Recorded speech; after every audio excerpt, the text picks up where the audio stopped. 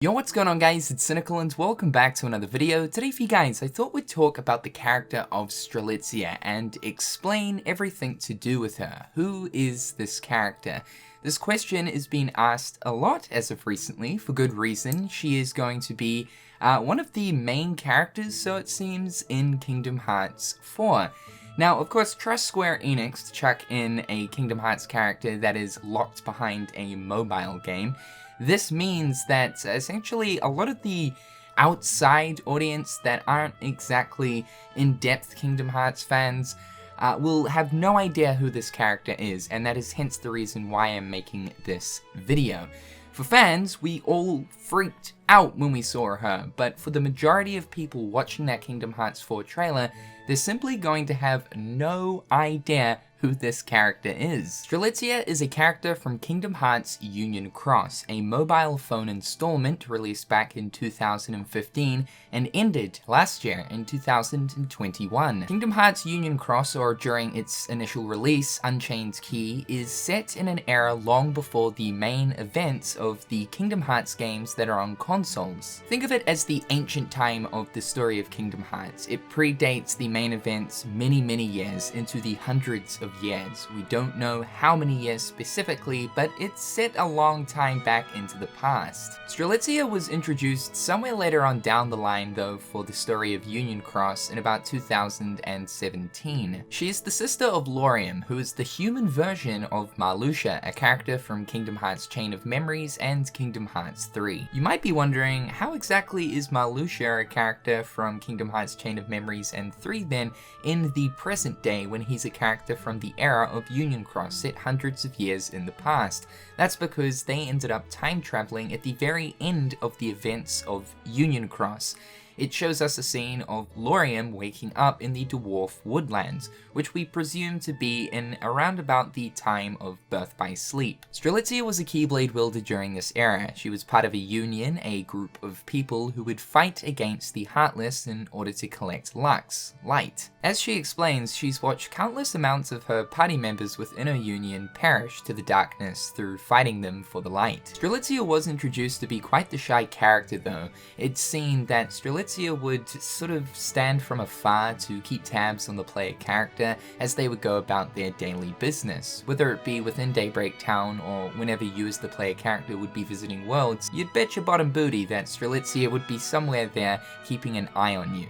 Through this, she gained quite the fondness for the player character. It's explained that she was trying to always muster up the strength to strike up a conversation with the player character, but unfortunately never managed to do so. Not too soon after, Strelitzia is stopped by a union leader known as Ava. She's an ancient four-teller Keyblade master. Ava ends up asking Strelitzia if she will become a new union leader.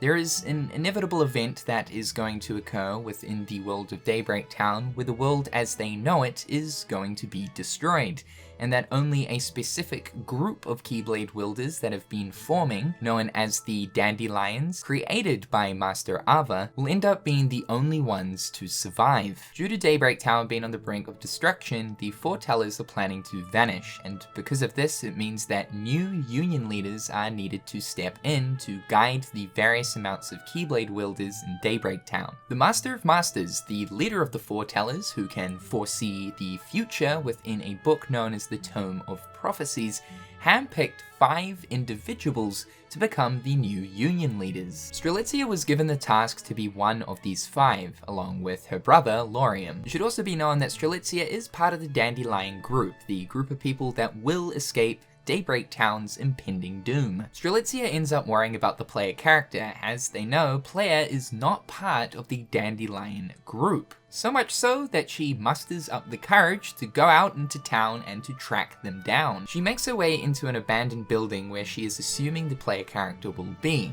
And this is where it gets deep, sad, and depressing.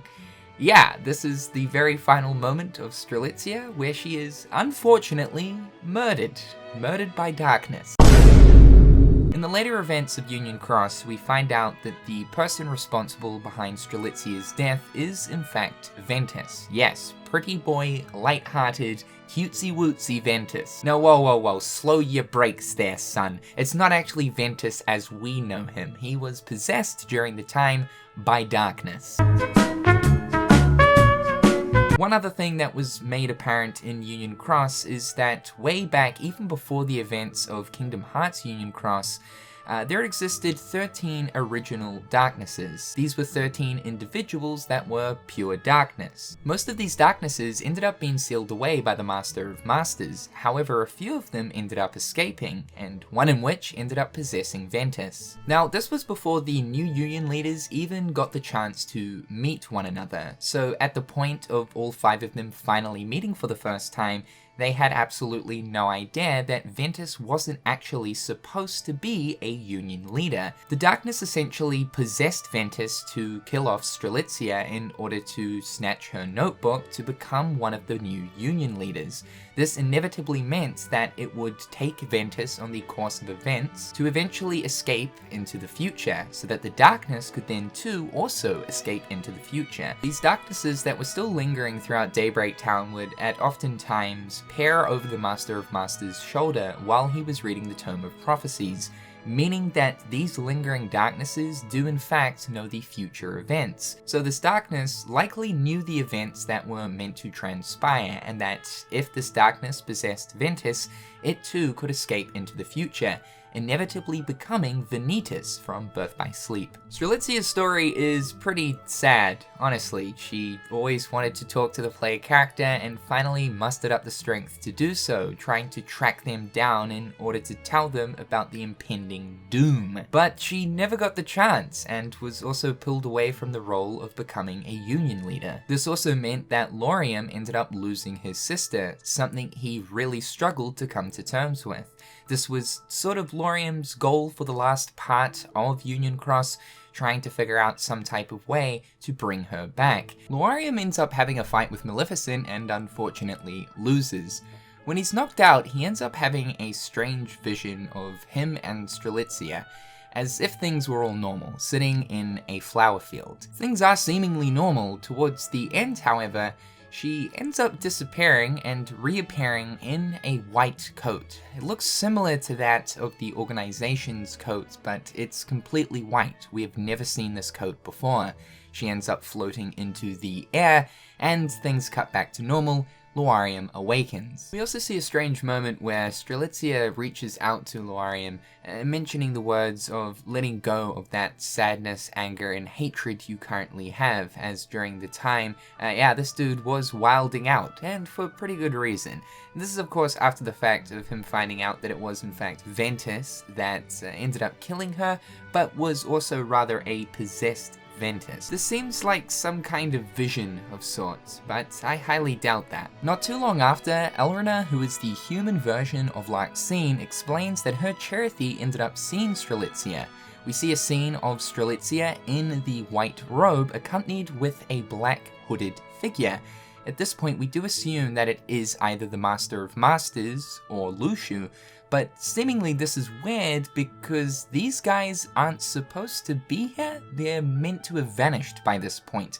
And also keeping in mind, this is the data version of Daybreak Town, as that's where the Union leaders escaped to. The data version is an exact copy of a world and is separate to its real counterpart. It is digital in essence. Brain does theorize that it's possible the data of Daybreak Town can also recreate people too, meaning that the data of Strelitzia was saved in this data version of Daybreak Town, meaning that the Strelitzia that the Cherith saw is simply a data version. They question if they can potentially use the data of a person to bring them back to life. Unfortunately though, that is pretty much the conclusion we have of Strelitzia at this point.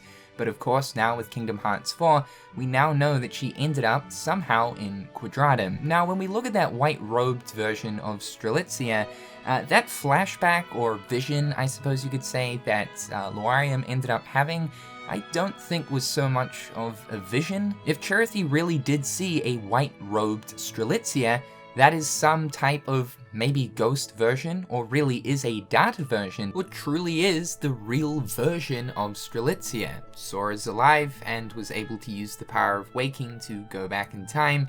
Strelitzia too is a Keyblade wielder. If the Master of Masters has any purpose or use for her, he too could have intervened at some point to bring her back with either the Master of Masters or Lushu. Did they come back to the data version of Daybreak Town to steal Strelitzia's data for a specific reason? Keeping in mind that the Master of Masters seems like he's setting up certain events to happen and transpire so that his desired course of events happen, ensuring that Strelitzia is alive or is captured to then be sent into the world of Quadratum so that Sora and Strelitzia inevitably meet is something that I'm sure the Master of Masters wants to happen. For what reason, we don't know, but that will be explained in Kingdom Hearts 4, hopefully. It's kind of a horrible thought, but a version of her may have been kidnapped by the Master of Masters to be left in Quadratum, acting as the person that retains the memories of the Master of Masters so that he can use her to travel into Quadratum at will. We found out in Union Cross that via a device known as the Arc, one can travel to any point in any timeline so long as at that point an intermediary object, an object that relates to the person traveling, on top of a person there at that point in time that has memories of the person traveling, can travel to that point. Hopefully that made sense. God-forsaken time travel, man! From what we know, Sora ended up in Quadratum for a specific purpose. He ended up dying at the end of Kingdom Hearts 3 through abusing the power of waking to bring his friends back to life. We still don't know exactly how Sora stumbled into Quadratum, but as Strelitzia did explain via the trailer, Quadratum acts as a sort of afterlife of sorts. The same thing ended up happening to Strelitzia. While she didn't abuse the power of waking, she did end up dying, hence now we see her in Quadratum. There is certainly more that happens between her death to that of her being in Quadratum. I will say though, it seems like she probably has been there for a little while, at least longer than Sora has been. As we do see in the trailer, she is quite clearly explaining Quadratum to Sora, giving us that idea that she certainly knows what this world is about. Nomura also really loves the meaning behind character names, and those pertain to certain different things throughout the game. So if we look at the symbolism behind the name Strelitzia, it refers to freedom as well as immortality, which kind of makes sense in a weird way. I somehow think that Strelitzia will be the key towards Sora's return back to his known world, which could possibly refer to the meaning of freedom. She is literally freedom for Sora to a certain degree, maybe. And immortality, well, she died, and she's still alive. Yeah, it's kind of ironic. It makes a lot of sense. So that right there is the character of Strelitzia. I'm really excited to learn more about this character in Kingdom Hearts 4. No doubt she is going to be an integral part of this next coming arc.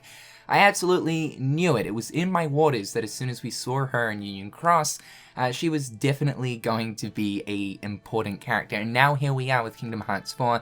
She is one of the main cast, which is super cool. I'm looking forward to seeing the events of between the time of her death to that of Quadratum also being covered and explained within Kingdom Hearts 4.